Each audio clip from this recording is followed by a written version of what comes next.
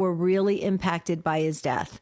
And so it was 20 years ago today, April 2nd, 2005, the Holy Father went to go meet the Lord.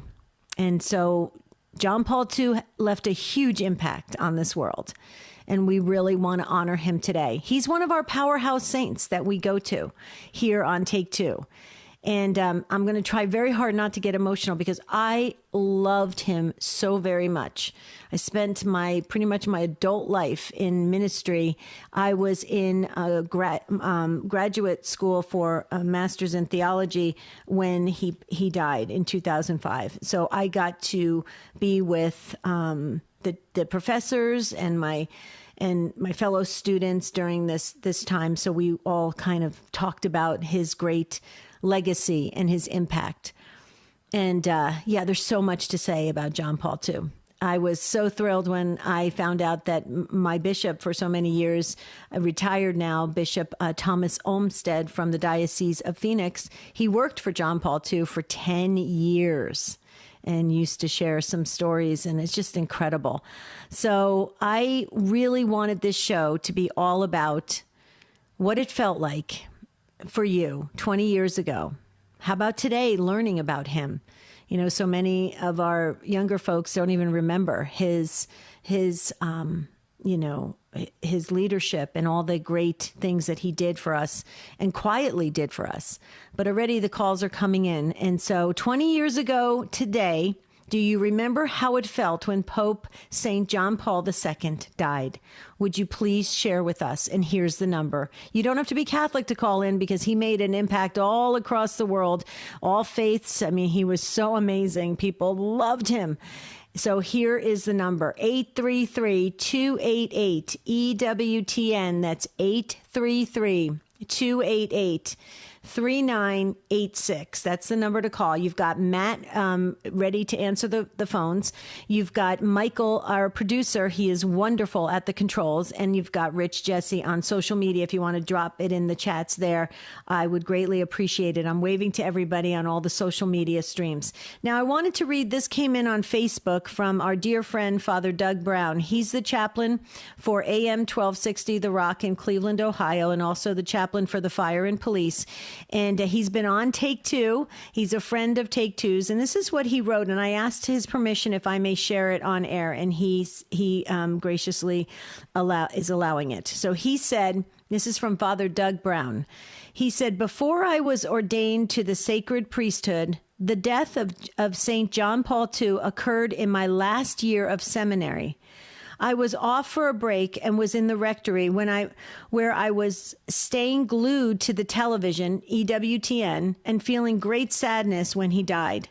Up to that point, St. John Paul II had been the Holy Father since I was in 6th grade. Same for me.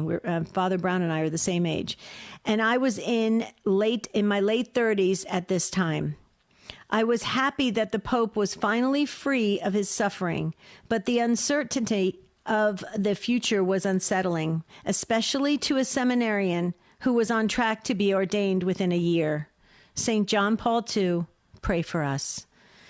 See, you could tell I got emotional there because, I can only imagine what it felt like to be a seminarian, Father Brown, if you're listening. I mean, that must have been tough because he was such a giant in our Catholic world. And you're right, the uncertainty of what's to come, what's going to happen, the changes, and then you're going into the priesthood. I can only imagine that had to be definitely unsettling. Wow. So that came in from Father Doug Brown. We've got others waiting to get on the line. In fact, I'm going to go to the calls ahead of time. I'm going to say hi to Tom in Bismarck, North Dakota on EWTN.com. Tom, welcome to Take Two. Hello, Tom. Are you with us? Oh, yeah, I am. Hi, how are you? I'm doing well, Tom. It's good to hear your voice. You go right ahead.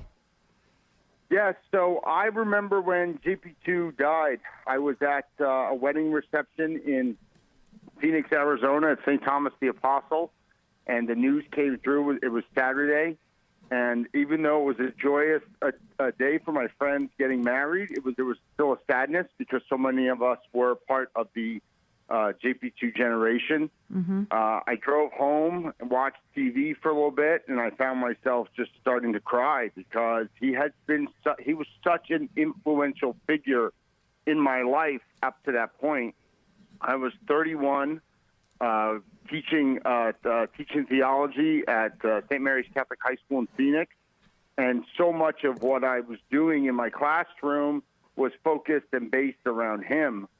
So yeah, it's a day I'm writing about it on my blog right now. It's a day that I remember distinctly where I was, and how I felt, and it was a sad day, but also a joyful day, knowing that his health and his Parkinson's had ended and he had entered eternal life. Yeah, I just so agree with you, Tom. And Tom, you've been on Take Two before. You're a friend of Take Two's, and if you can you stay with us a little bit, because I'd like to talk about your blog and what you are going to write about it. You're a very gifted writer, and I understand you brought back your Mondays with Mary. I think we highlighted that a couple years ago. Am I correct? I did. Yeah, I started writing on that again. It's been some time since. Just with daily work and raising a family now, writing has kind of taken a back seat to my wife and my 3 little boys. So, but I'm trying to write more often again. And just get back to it. Good. You really should, Tom. You're wonderful at it. But hang with us for a minute. I want to ask you a question about JP2. Just hang for just a couple minutes. And those calling in, this is all about remembering John Paul II on this 20th anniversary of his death. And it's so important that we honor this greatest saint in our Catholic Church. We'll be right back. Hello, this is Father Robert Spitzer. Hi, this is Matt Swaim from the Sunrise Morning Show. This is Joan Lewis in Rome. Hi, this is Doug Keck. The most trusted Catholic voices are on EWTN Radio. As the largest religious media network in the world, EWTN has an important role in educating others about our Catholic faith and spreading the good news of salvation. We invite you to explore our numerous pages of historical faith documents, prayers, teachings, and other current issues in Catholicism today. Visit EWTN.com and click Catholicism. EWTN is the global Catholic network. This is Father Joseph Mary. On Mother Angelica Answering the Call, we'll bring you viewer phone calls and Mother's Great Responses. Sunday afternoon, 2 Eastern on EWTN Radio. Proclaiming the faith, changing lives. The year was 1980. Mother Angelica, who is hundreds of thousands of dollars in debt, orders a satellite dish and transmission equipment. A wealthy benefactor gives her the $250,000 letter of credit she needs to apply for an FCC license to broadcast. To learn more about Mother Angelica's life and the history of EWTN, visit EWTN.com/Mother Angelica. Spreading the good news of salvation. This is EWTN Radio.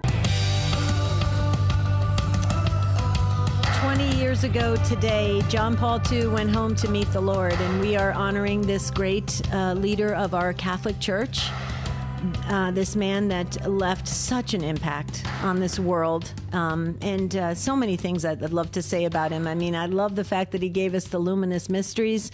I love the fact that he canonized Padre Pio. I mean, so many things. I can go on and on. Theology of the body. I mean, let's just keep going of all the things that man did, and how many, the countless writings and encyclicals and all sorts of the travel that he did. He spoke, I think, 8 languages? I mean, it's unbelievable. Folks, really read about John Paul II. You will forever be changed. We're talking with our dear friend Tom in Bismarck, North Dakota. And Tom, hang on one more second. I just wanted to share with our listeners about the ebook, the Mass Guide booklet. Okay, this is so cool, you guys. Listen up. And this is important because when we share these different items with you, it's for your benefit so you can spiritually go deeper. EWTN offers the Holy Sacrifice of the Mass from Our Lady of the Angels Chapel live every morning at 8 Eastern. We want to help you draw closer to our Eucharistic King. Our free Mass Guide booklet, which includes both English and Latin text, will help you to follow along with the Mass on EWTN and unite with Catholics worldwide. You can get this free Mass booklet or ebook. All you have to do is visit EWTN.com/Catholicism and click readings. Okay, Tom, back to you. I wanted to know what you're going to write about, if you can give us a little preview in your blog. And then also our producer, Michael, we'd love to have the name of the blog so we can put it on Jerry and Debbie Facebook page. Like I said, I think you are such a gifted writer. You go so deep, Tom, and you've been a leader in at the parish level and university level with your writings, with your teaching, and the way you express the faith. So, Tom, take it away. Give us a preview. Well, the title of it is "I Am the JPII Generation." I've written on John Paul II 95 different times. So, taking quotes from his writings and other experiences that I've had with John Paul II. But today's blog is just going to be titled "I Am the JPII Generation." And it's just kind of reflect on the 20 years since his passing, but also some of my experiences and some of my writings. I'll have some links from past writings that I've done over the years, because I've been writing on my blog for 13 years. Right. And so I will, I'll put some links that I wrote about him, in the past in this new post that I'll put up today. Okay. That would be great. Where can we find you, though, Tom? Where do we find the blog? Oh, yeah, sure. It's tomperna.org. Tomperna, PERNA.org. Right. Okay. Michael's already on it, our producer, and we'll pick up the blog and we'll share it on Jerry and Debbie Facebook page. I love, Tom, you have such a passion for the faith and to communicate. And you remind me a lot, believe it or not, you remind me a lot of kind of the John Paul II character, and don't you think that all of us, because we were I just shared with what Father Brown said, that, since the 6th grade, he grew up with John Paul II. We all kind of grew up with John Paul II. We're kind of molded and shaped in that kind of, that outlook, that disposition, the way we carry ourselves as Catholic Christians. Anything you can say about that? Because I think it's very interesting, those of us who really are very close to JP2. Yeah, he had an enthusiastic way, especially in his early papacy. If you watch those old videos from the early World Youth Days, he had a very enthusiastic, youthful way. I think he was 56 when he became Pope. I just turned 51 this year, so it's kind of like I'm in that age bracket when he became Pope, but he was so youthful and so young, and the youth took to him. I saw him in '87 in Phoenix, '93 in Denver, and then 2000 in Rome, and wow. It was amazing. He's just the way he was. I mean, when you think of the saints and the joyfulness of the saints over the centuries, you think about him, because there was a joy, there was a love for the faith, there was a love for Jesus Christ, developing that personal relationship with Christ. That's what he was about. And you see that in all of his writings. I recently did a post on the Annunciation, 10 quotes from JP2, and it was amazing. Some of those quotes are just like, they just pierce your heart because of his words. I mean, you realize who he was and what he was at the time, but it's just, I sometimes lose myself when I talk about him because I get excited.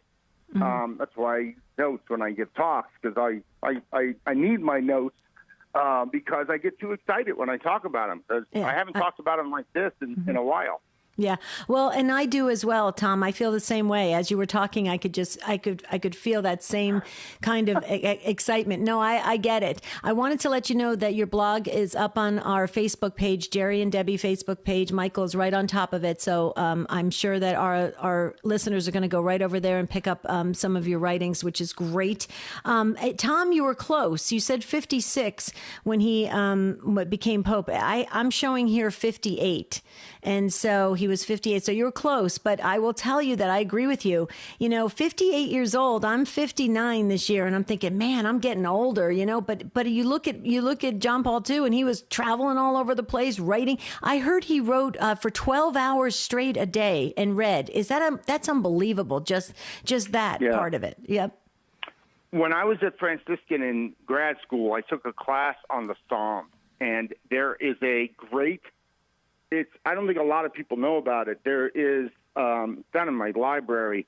If you just do an internet search or go on Amazon or wherever and say John Paul II or JPII Psalms book, you'll find it. The reflection on the Psalms, and then he did a second one. And then I think Pope Benedict XVI finished it. Well, I know he did. He finished it because he had passed away, 20 years ago, and he finished it. It's a book that I don't think a lot of people are aware of. It's just a reflection on the different psalms that have to do with the Liturgy of the Hours. And it's amazing. I mean, it's just amazing the insight that he has, the scriptural and theological insight he has into the Psalms. It's a fantastic book. Well, you just made my day, Tom, because the Psalms, that's where I go. I need the Psalms, so thank you, because right after the show, I'm headed there to check that out. Tom, you are awesome. Thank you so much for gracing this conversation today, and say hi to the family for me. It was good hearing your voice. Great. Thanks, Debbie. Take care. Okay, you as well. God bless you. Thank you for all you do for us.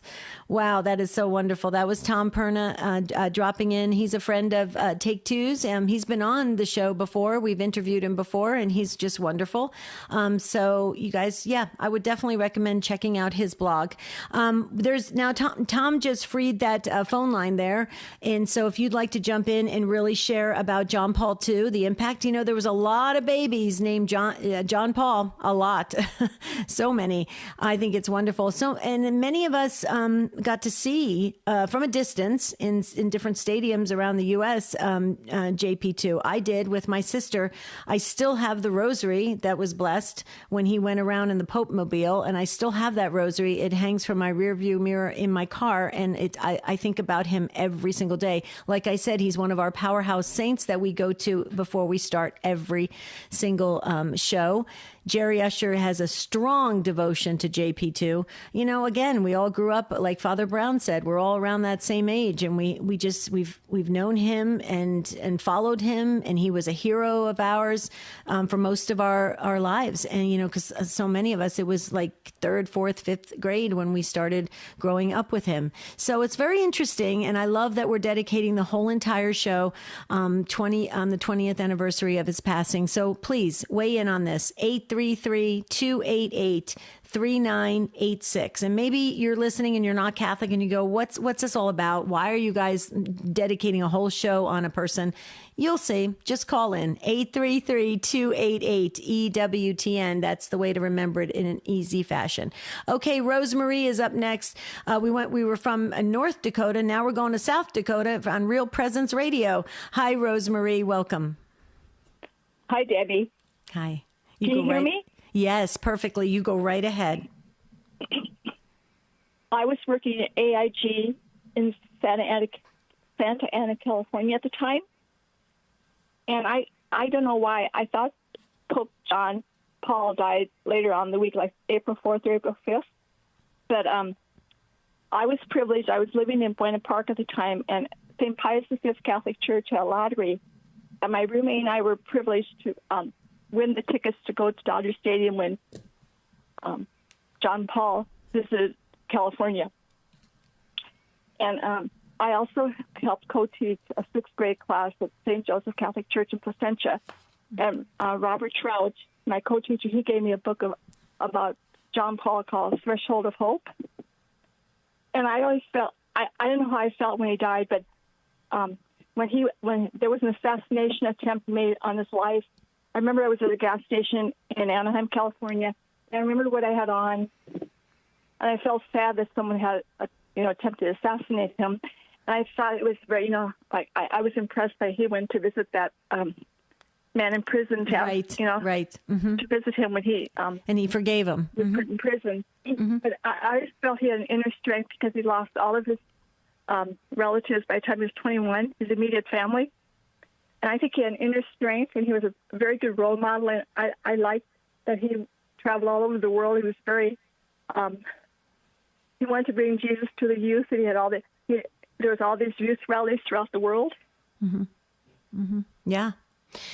Yeah, I mean, there's so much to you're spot on, and I'm glad you're highlighting the different aspects of his papacy and what he did for all of us, going out there and reaching and traveling and going across, many different faiths and trying to bring people together. His demeanor, the way he conducted himself. He was an actor by trade, right? So he had this ability to relate to people. He knew how to kind of adapt in what situation he was in, and he was a gifted. He could sing. Oh my goodness, did he have a voice? We were playing last week on the AM 1260 The Rock, the Pledge Drive. His performance of the Ave Maria. I don't know if anybody's ever heard it. Carol Wativa singing the Ave Maria. Oh my goodness. Well, you definitely can feel the Holy Spirit. It's unbelievable. A lot of people don't realize that he had that kind of gifted voice. A lot of people don't realize he was a very good skier. He loved to ski. Did you know that, Rosemary? Oh, yes. And when he worked, before he became a priest, he worked underground. I'm not sure what kind of job he had, but he would pray where he was working, and I thought that was pretty bold because, if someone, I think, at that time, I think, wasn't Poland a communist country? Mm-hmm. Yeah. Well, and go ahead, keep going. Go ahead. Mm-hmm. And then he prayed, and then, you would think that if it's whoever his boss was, or whoever they found him praying, he could have got fired. I mean, because that's very unusual to pray while you're working, and then, Right. Right. Well, but he was a very talented person. He had all kinds of gifts. He's like a Renaissance person. He had all kinds of talents and gifts. Right. And he wasn't afraid. That's what you're referring to. That's why when, he used to say, be not afraid. Do not be afraid. Exactly. And that's what he demonstrated. But real quickly, Rosemary, you're going to make me forget this because you just jogged my memory about this. Okay. A lot of people don't realize, you talked about the assassination attempt in when he was Pope, but prior to that, when he was younger in his 20s, he was almost killed by a Nazi truck. He was hit by a Nazi truck in his home country, and he was knocked in, I believe, in a ditch, and he was I think knocked unconscious, and people saved him. So he could have died when he was in his 20s. I don't know if you realize that. Yeah. I'm digressing, but I'm reading the autobiography of Pope Francis. Mm-hmm. He had an amazing life too. And you know what else I am impressed by, because towards the end of his life, he was very ill, and he still did work. Like even Pope Francis, he's they're elderly and they still serve God, and they don't give up.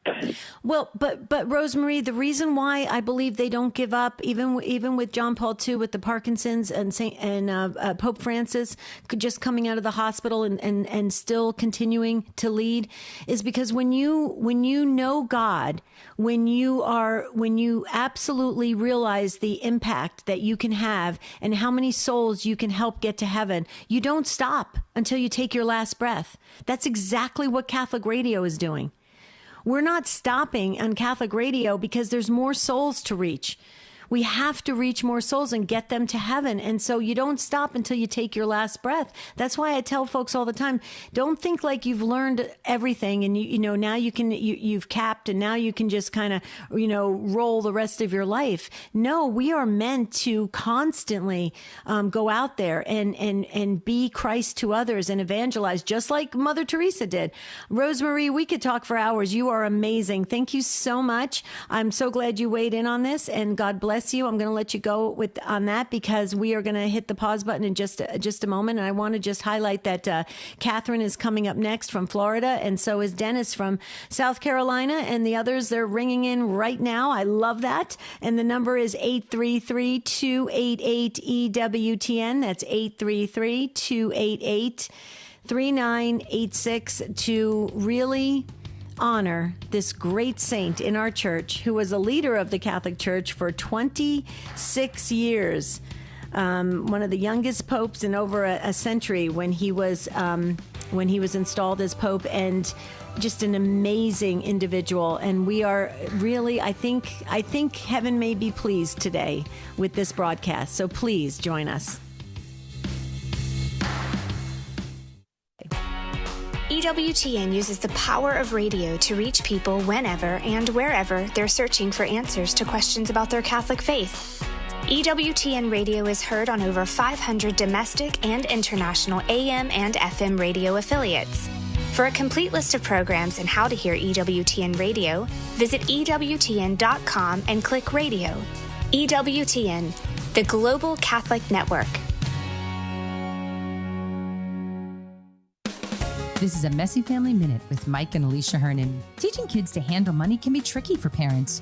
In our own experience of raising 10 children, we've used envelopes, allowances, and more. Well, here's a tip from what we've discovered.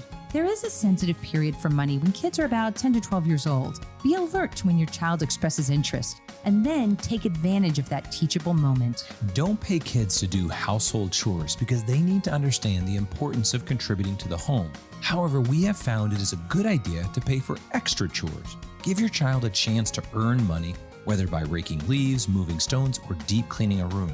In addition, a great job could earn a bonus. This trains them in excellence and gets them ready for work outside the home. Giving your children experiencing earning money is important because this is your time to train them to save, to budget, and to tithe, which is giving money away because it ultimately comes from God. To listen to our podcast on kids and money, visit us at messyfamilyminute.org. Along with the great Catholic content on the Laudante app, you can listen to the EWTN radio live stream. Open the Laudante app, then click on EWTN. Hi, this is Dr. David Anders. Do you have questions about the Catholic faith? Get the answers on Call to Communion, coming up at 2 p.m. Eastern. Now, back to Take Two with Jerry and Debbie. 20 years ago today, our leader of the Catholic Church, John Paul II, went home to meet the Lord after a very long life, a long struggle with Parkinson's. Wow, he had been through so much, losing his mother at a very young age. I mean, so much. Communism, we can go on and on. He didn't have it easy. And that's why, this idea of the quotes and the taglines from John Paul II, be not afraid, never, ever give up. That's how he lived his life. And there's so many things you can learn about him. I just learned something last week. I didn't realize this. He was very much into, refraining and depriving himself, fasting and sacrificing constantly on a regular basis.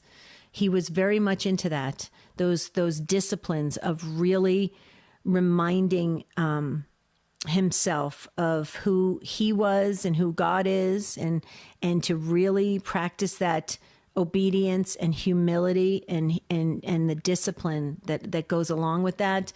I didn't realize, he seemed so out there, and he was an extrovert, and he seemed, to relate to everybody. And, he had that acting background. So you just thought, well, he was kind of a bit of an entertainer on some level, but really he was very, very deep in his spiritual life. It's very interesting. I just learned that a couple of weeks ago. I didn't realize that about him, but I was just talking with Michael, our producer, on the break.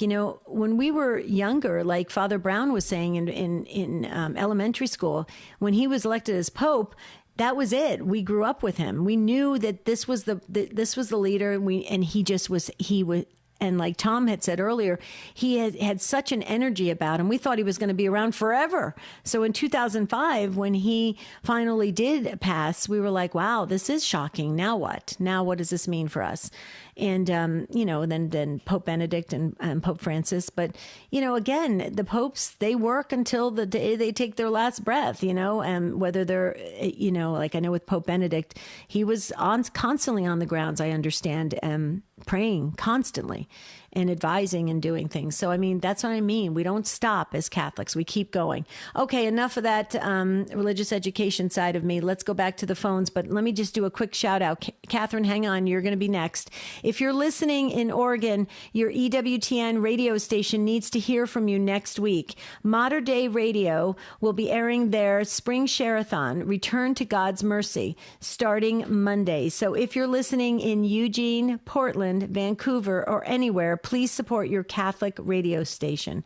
Mater Dei does a great job in Oregon and surrounding areas. And remember, I told you there was Spring Pledge Drive. So all the affiliates are going out there saying we're listener supported. Please support us. So please, when your local Catholic radio station comes to you, please give generously. And please remember EWTN. Okay, Catherine, you get our Virtual Patience Award today. And we're going to send that virtual award to West Palm Beach, Florida. And you're listening on Sirius XM 130. Welcome, Catherine. Hi, how are you? I'm doing well, but I'm getting very emotional. I have to tell you, I loved John Paul II so very, very much. I have many images of him, medals and things like that. And so, yeah, just talking about him just reminds me of all the things growing up with him. But go ahead. You've got the floor. Okay, so my husband was in the Army, and we were stationed in Hawaii when Pope John Paul II died. And we watched it all on the TV and everything. And then shortly thereafter, maybe a week or two or something like that, I had to fly back to the mainland to see my family here in Florida. And I was so afraid of flying. I was just awful, white knuckles, very afraid.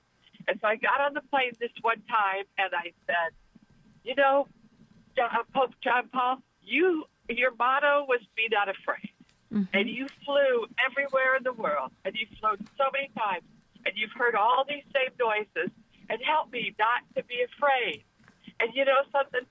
Right at that second, I got this warm feeling just wrapped in love, and it went from the top of my head slowly all the way down through my body, all the way down to my toes.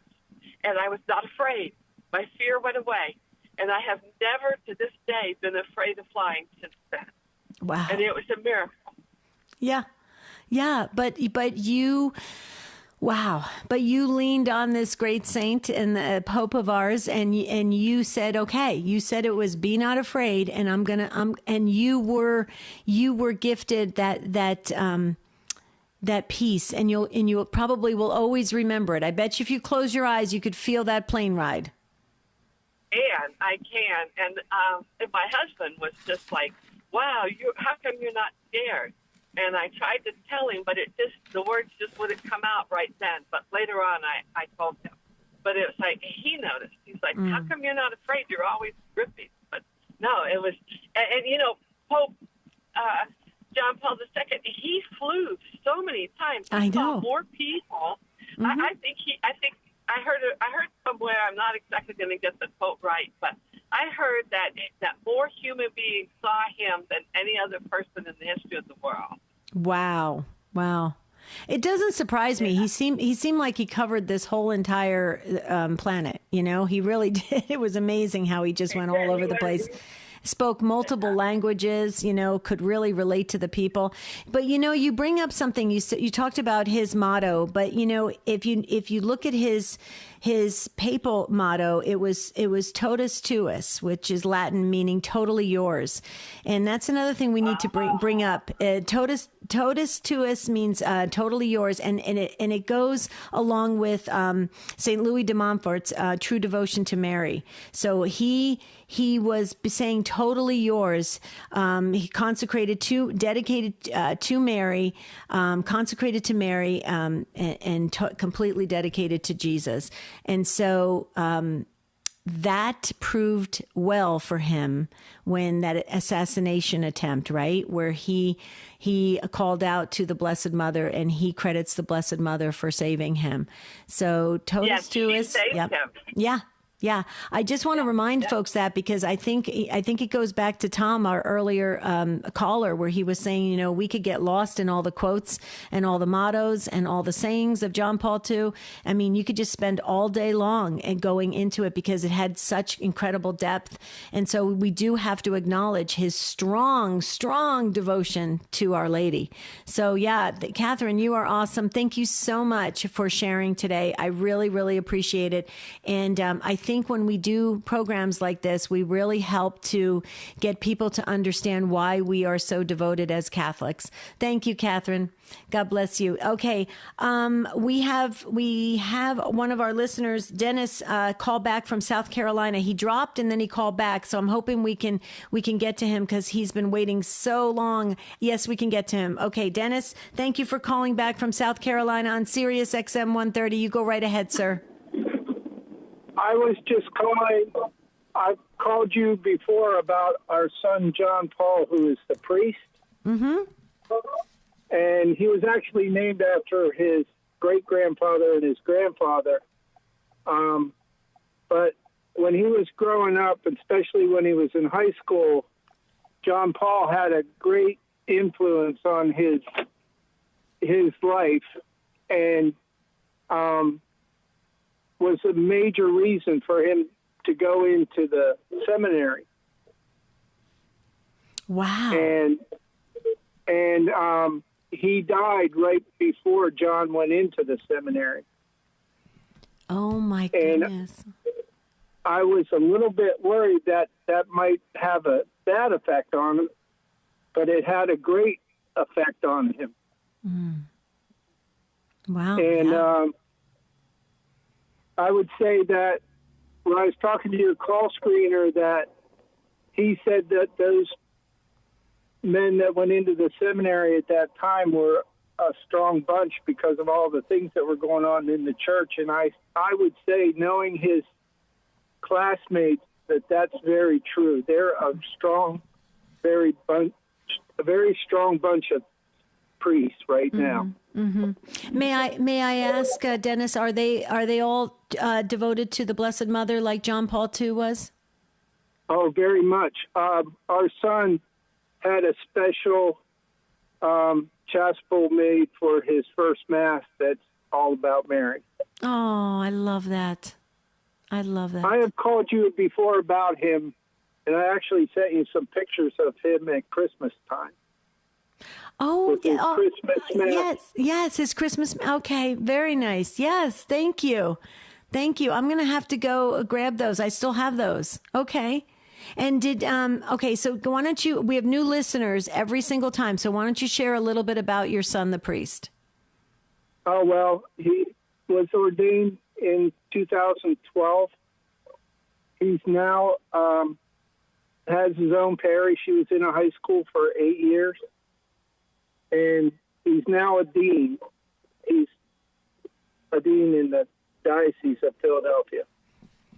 Very nice, very nice. And would you, only if you feel comfortable, you can share his name if you want to, Father. It's John Paul. Beautiful. I love it. That's and what we almost did not name him John Paul. Oh, really? Okay. Yeah. Okay. So there was some intervention there too. Yeah, I bet. Well, you tell your son, Father John Paul, that we're so grateful that he said yes to his vocation. And obviously he came from a really good foundation, Dennis. So thank you so much for being the parents that you were to him, and also the great devotion to such a wonderful saint, John Paul II, and his Marian devotion. I think that is very important for a priest. Anything else you'd like to share, sir? Well, I would just say that I'm sure his grandfather, my father's name was Paul, and I'm sure he had a great deal to do with him becoming a priest also. Mm-hmm. Yeah, I think so. Thank you so much for calling back. We really appreciate it. And I'm going to go back and retrieve some of those emails so I can catch a glimpse of your son saying Mass. I think that's wonderful. And thank you for remembering us. And anyone else, if you want to send us pictures, we love pictures. You send it to take2@EWTN.com. Thank you, Dennis. We appreciate it. Okay, we're going to go to Mark in Texas on Sirius XM 130. Hello, Mark. Welcome to the program. Yeah, so many good conversations, and harken back to a couple things that John Paul taught me and helped my conversion. Mm-hmm. Because I think people don't always appreciate his role in the Berlin Wall coming down. Right.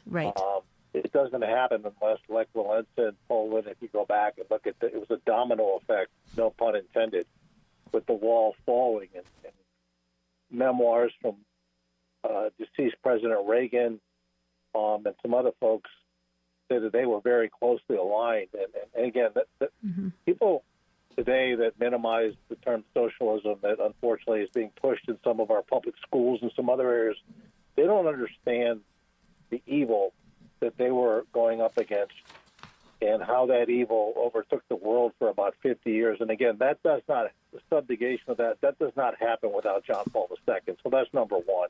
Mm-hmm. Number two is, and I realize the church has just recently approved the early apparitions, but John Paul in his private journals was a fairly early supporter of what was going on in Medjugorje. And that got my attention, and I began to read, and that helped with my personal conversion, because we all know it's not about sun spinning and miracles, which unfortunately people will go just for that. It's literally about a conversion of your heart and a conversion back to the faith. And I want to thank John Paul for that, because he saved my life.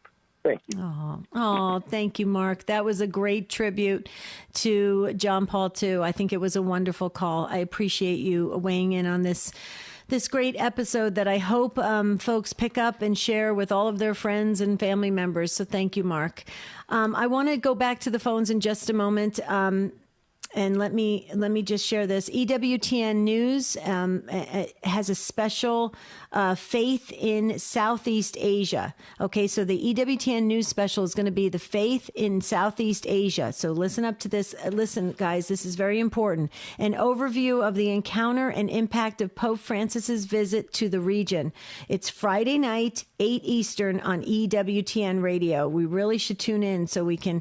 It's good for us to understand what's going on in other countries. So we have to know that from a Catholic perspective. Okay, I'm going to try to get as many, yes, I can squeeze more calls in. Let's go to John in Dodge City, Kansas on the EWTN app. Hi, John. Welcome to the program. Hi, how are you? I'm doing well, sir. You go right ahead. Okay, my son went to Denver for the youth rally in 1993. Right. And he said that he was in the stadium, and there was I don't know, 90,000 people or whatever. And he said when the Pope came into the arena, he said the only people that were in that arena was him and me. Mm-hmm. And that's the impression that John Paul made on my son. It was, and I remember that every time I think of John Paul, I think of that, and it's really, I think it impressed me more than it did him. But anyway, that's my story. I want to attest to what you're saying there about your son's feeling about being in a stadium when John Paul II entered. When I was in the stadium in Arizona, my sister and I were sitting way up at the very top. You could barely see the stage. It was so far back. We definitely needed binoculars. We couldn't see the stage. But it was the most interesting thing. There was a lot of chatter in the stadium, a lot.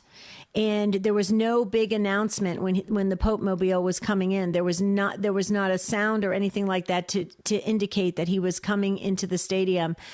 And the moment that Pope Mobile entered the stadium, everybody got super silent, and they're like, he's here. We knew he was here. In fact, I can feel it right now. In fact, I feel it right at this moment as I'm saying this to you.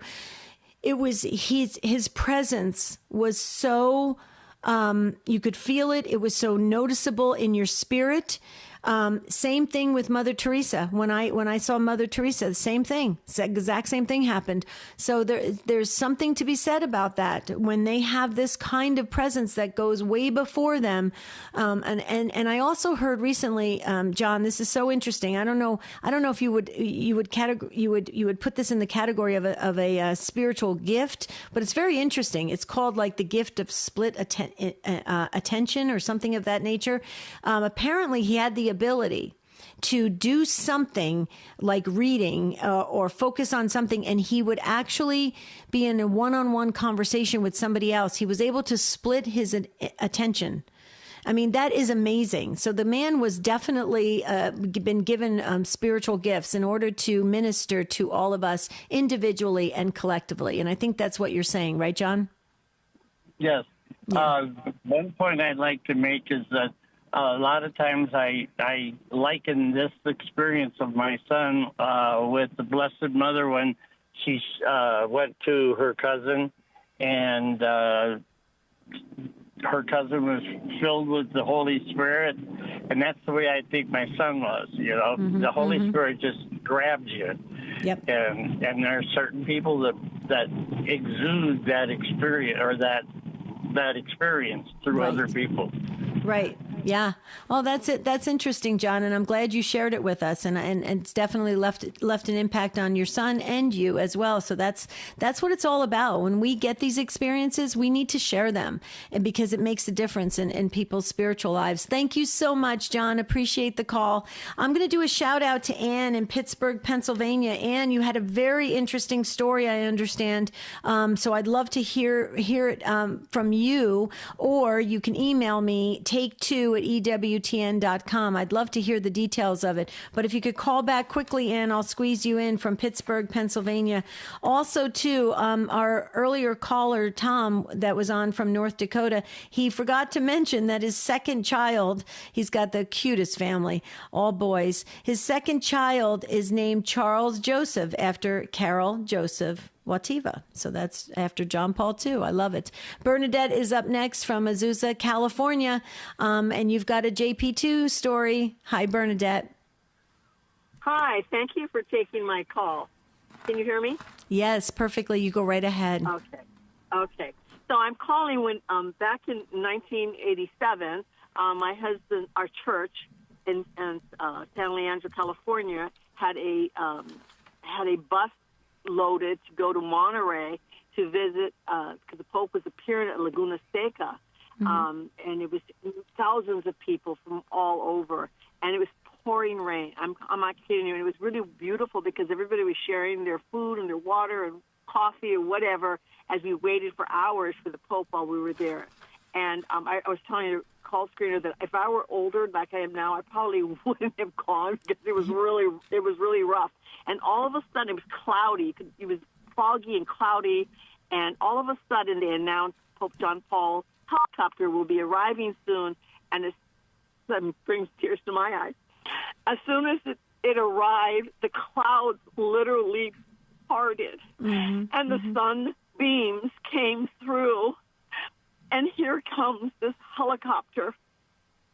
And everybody was just in awe, and it was his helicopter, and the clouds just cleared up. The sky was beautiful, and we had mass. It was the most wonderful experience. My name is actually Carol Bernadette, and I go by Bernadette, and I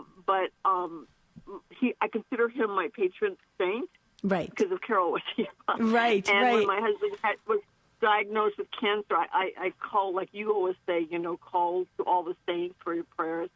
And I, of course, Padre Pio, all the regulars, St. Bernadette, but I also called on his intent for his help. And my husband has been, he was given 6 months to 2 years, and it'll be 3 years in August, and he's cancer-free right now. So beautiful. I know it was all those prayers. So he's very special to me.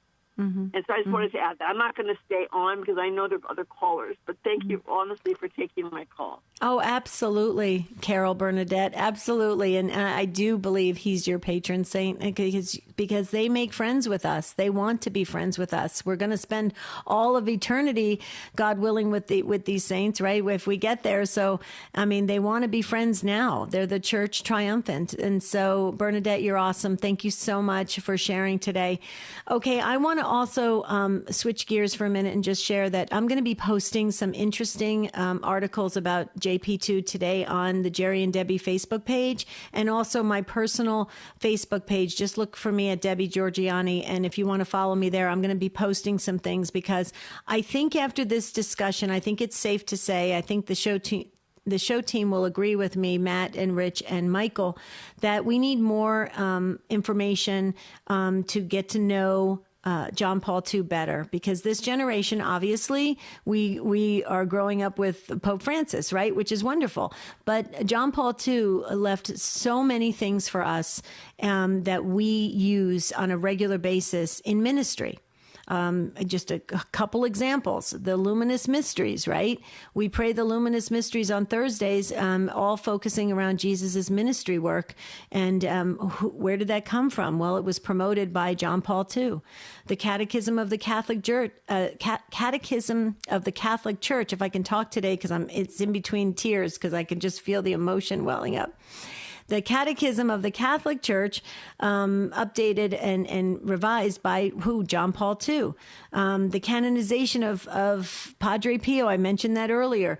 The theology of the body. It goes on and on. I can just, the encyclicals, all the encyclicals by John Paul II, the writings, this man worked overtime for us, okay? And he wanted us to love Our Lady the way he loved Our Lady.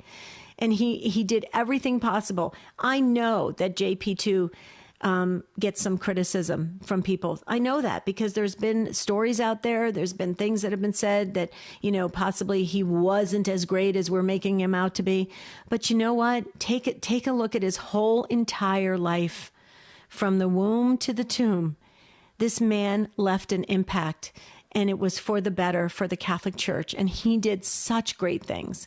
I would never be in ministry if it wasn't for John Paul II. I was so impressed with, and I was young. I was 18 years old. I was young. And I was so impressed by him. I thought, I got to do something. I want to be involved. Same with Mother Teresa. I've said this many times in Catholic radio. We have a lack of heroes in this world. I miss the days when we had him walking around and Mother Teresa walking around. We had these great Catholic heroes in our midst. And do we have them today? Yeah, but sometimes it's not as obvious. And that's unfortunate, but it gives time for people who are listening right now. Maybe God is tapping you to be that next, Catholic role model. Maybe God is really asking you to do some, not necessarily big things like John Paul II and Mother Teresa, but just do things well for God.